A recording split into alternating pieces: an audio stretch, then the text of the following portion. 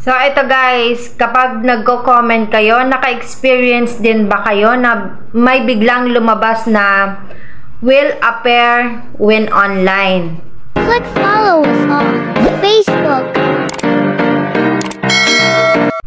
So, ito ay maging aware na kayo guys ha. Huwag nyo po itong ipagwalang bahala. Okay naman yung signal, tapos biglang hindi ka na makapag-comment. Kasi nga guys, sunod-sunod na yung comment mo. And then mapapansin mo, 'di ba, merong automatic comment. So madalas siguro ha, 'yun ang ginagamit mo sa pagre-reply sa mga comment.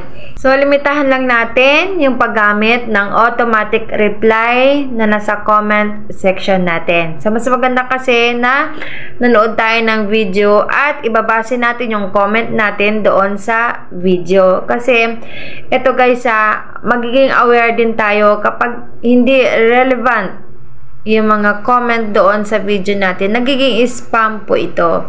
So careful po tayo sa ating pagko-comment. So kapag nag-appear ulit yung will appear on online, magdahan-dahan na tayo. So meron ako napanood na tutorial, sabi niya mag-antay daw po ng 24 hours bago mag-engage ulit or mag-comment doon sa mga followers natin.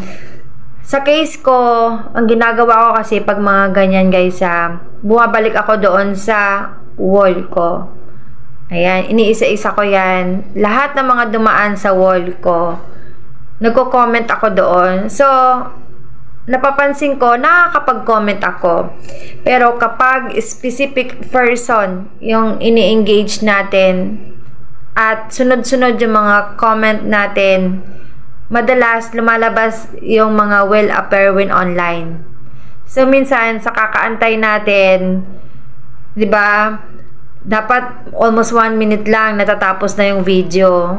So, madalas, sumusobra tayo. Kasi sayang nanood ka na, tapos inaantay mo na lang yung comment para mag-appear doon sa section niya. Tapos, hindi nag-appear. So, no choice tayo. Kapag wala kasing comment, di ba, akala ng mga followers natin, hindi nanood. Kaya, minsan, ini-screenshot natin ito sa mga followers natin na ito yung nangyayari para alam nila na pinanood talaga natin. So nagkaroon lang ng ganitong comment doon na hindi nag-appear. Take note din guys kapag nagko-comment kayo, talaga huwag talaga sunod-sunod. Kailangan may interval po. So sa case ko, i-share ko din sa inyo yung nangyari sa akin. Kasi ginagawa ko talaga to matagal na. Siguro hindi siya tama pala na kasi sa isang reels ko ang dami nagko-comment sunod-sunod. So ang ginagawa ko ay nagko-comment ako ng nagre-reply ako sunod-sunod din. So natsambahan ako. So nagkaroon tayo ng restriction for 1 hour. And then, after nyan, inulit ko ulit. Akala ko, baka meron lang akong ginawa na hindi ko alam, baka napanood ko.